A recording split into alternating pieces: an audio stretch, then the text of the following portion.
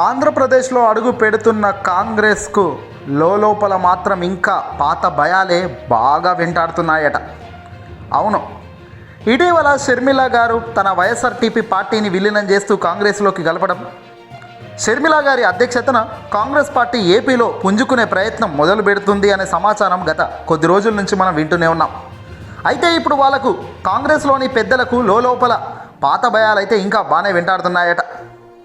ఎందుకంటే ఒకప్పుడు ఎలాంటి అనుభవం లేకపోయినా, ఎలాంటి ధైర్యం లేకపోయినప్పుడు తాజా జగన్మోహన్ రెడ్డి గారు చాలా దూకుడుతో ఆనాడు ముందుకు వెళ్ళి అధికారం కేంద్రంలో కాంగ్రెస్ పార్టీ ఉన్నప్పుడే కాంగ్రెస్కు ముచ్చుమటలు పట్టించడంలో ఏమాత్రం వెనకడుగు వేయలేదు జగన్మోహన్ రెడ్డి గారు. కట్ చేస్తే ఇప్పుడు అశేష జనం ఆయన వెంటున్నారు. కోట్లాది మంది ప్రజానికం ఆయనకు జై కొడుతున్నారు. ఆయన ఒక అడుగు వేస్తే పూల వర్షమే. మాట చెబితే ఏం ఆలోచించకుండా వచ్చి చేసే అనుభవం, అభిమానం, వెరసి అనుకున్నది చేసే నైజాం ఇంకా ఆయనలో రెట్టింపే ఉంది తప్ప తగ్గింది లేదు. ఏ రేంజ్లో జగన్ ముందుకెళ్తున్నాడో తెలియంది కాదు అందరికీ. పోయి మళ్ళీ ఆంధ్రప్రదేశ్లో ఆయన అధికారంలో ఉండగానే అడ్డుకట్టే వేసే ప్లాన్ ఆయన మీదే.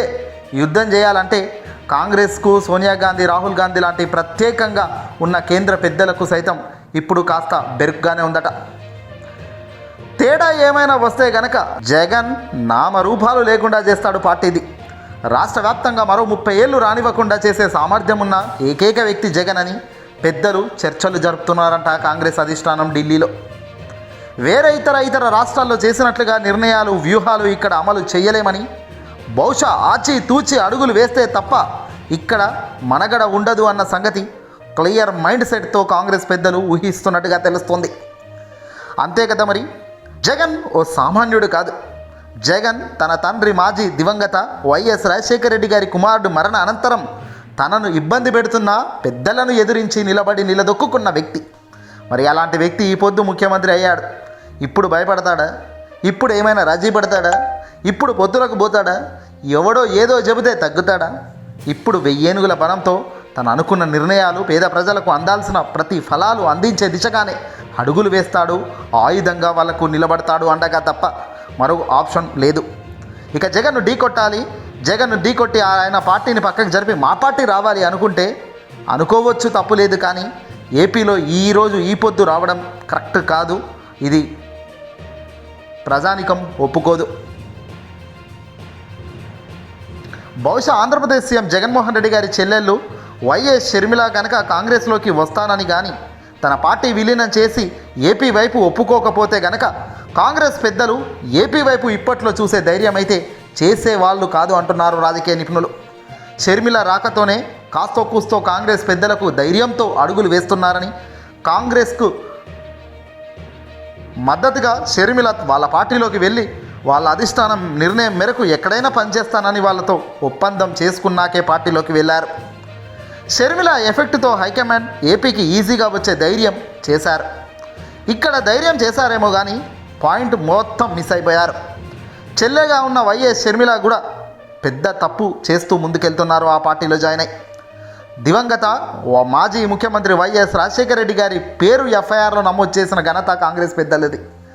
ఎందుకు, ఎలా, ఏంటి అనేది పక్కన పెడితే చేశారా లేదా, ఇలా అనేక ప్రశ్నలు ప్రజానికం ముందు ఇప్పుడు కాంగ్రెస్ వైపు గట్టిగా ప్రశ్నిస్తున్నారు. ప్రజలు ఎప్పుడు కూడా విశ్వసనీయతతో ఉంటారు, ఒక లాజిక్తో ఆలోచిస్తారు, నచ్చితే మాత్రం గుండెల్లో పెట్టుకుంటారు. కానీ ఇప్పుడు ప్రజానికం ముందు కాంగ్రెస్పై అనేక ప్రశ్నలకు కాంగ్రెస్ పార్టీ పెద్దలు సమాధానం చెప్పాల్సిన అవసరం ఖచ్చితంగా ఉంది. ఆంధ్రప్రదేశ్ ప్రస్తుతం ఉన్న జగన్మోహన్ రెడ్డి గారిని గతంలో 16 నెలలు జైల్లో పెట్టింది కావాలనే అన్నది ఇప్పుడు కాంగ్రెస్ ఖచ్చితంగా తల వంచి ఒప్పుకోవాల్సిందే. చంద్రబాబు మేనేజ్ చేయడంతోనే కాంగ్రెస్ ఈ పని చేసిందా, లేదంటే ఎందుకు చంద్రబాబు మేనేజ్ కాకుంటే అసలు కాంగ్రెస్ అధిష్టానం జగన్పై అంత కసిగా ఆనాడు ఎందుకు యుద్ధం చేసింది అనే దానిపై వచ్చే అభియోగాలు ఆనాటివి అన్నిటికీ సమాధానం చెప్పాల్సిందే. దివంగత ముఖ్యమంత్రి వైఎస్ రాజశేఖర రెడ్డి గారి పేరు చివరిలో ఎఫ్ఐఆర్లో నమోదు చేయడం వెనుక పాత్ర ఎవరిదో ప్రజానికం ముందు చెప్పాల్సిందే. జగన్ను ఓదార్పు యాత్ర చేయనీయకుండా అడ్డుకున్నది ఎందుకో, దేని మూలంగా ఆయన్ను ఓదార్పు యాత్ర ఆపమని ప్రశ్నించారో, బెదిరించారో చెప్పాల్సిన అవసరం, ఒప్పుకోవాల్సిన అవసరం ప్రజల ముందు ఇప్పుడు కాంగ్రెస్ అధిష్టానంకు ఉంది. జగన్ను ఎలాగైనా తొక్కాలి అన్న ఆలోచన లేకపోతే పైవన్నీ కావాలనే చేసినట్టుగా మీరు ఒప్పుకోవాల్సిన పరిస్థితి ప్రజానికం ముందు ఉంటుంది ఏపీలో. ఇక చివరికి ఇంతకాలం ఆంధ్రప్రదేశ్ ప్రజల బతుకులు పట్టించుకొని ఈ కాంగ్రెస్ అధిష్టానం కొత్తగా ఇప్పుడు మళ్ళీ ఏపీ వైపు ఎందుకు వస్తున్నారో కూడా ప్రజానికం ముందు సమాధానం చెప్పాలి. కేవలం రాజకీయం కోసం ఇదంతా చేస్తున్నారు అనేది ప్రజలు అనుకుంటున్న నేపథ్యంలో మరి మీరెందుకు వస్తున్నారో, ఎందుకు ఇక్కడి రాజకీయాలను శాసించాలని భావిస్తున్నారో సమాధానం ప్రజలకు చెప్పాలి. మీ స్వేచ్ఛ గురించి, మీ పార్టీలో అనుభవాలు, రాజభోగాలు అనుభవించేందుకు రాజకీయ పార్టీలను మనగడ కోసం ప్రజలను పావుగా వాడుకుంటున్నారన్నది ప్రజానికం నుంచి వస్తున్న వాయిస్. ఇది కరెక్టా కాదా సమాధానం చెప్పాలి. ఇంతకాలం మౌనంగా ఉన్న కాంగ్రెస్, ఇంతకాలం ప్రజల క్షేమం కానీ ప్రజల కోసం పోరాడని ఈ కాంగ్రెస్ మరి ఇప్పుడెందుకు వచ్చి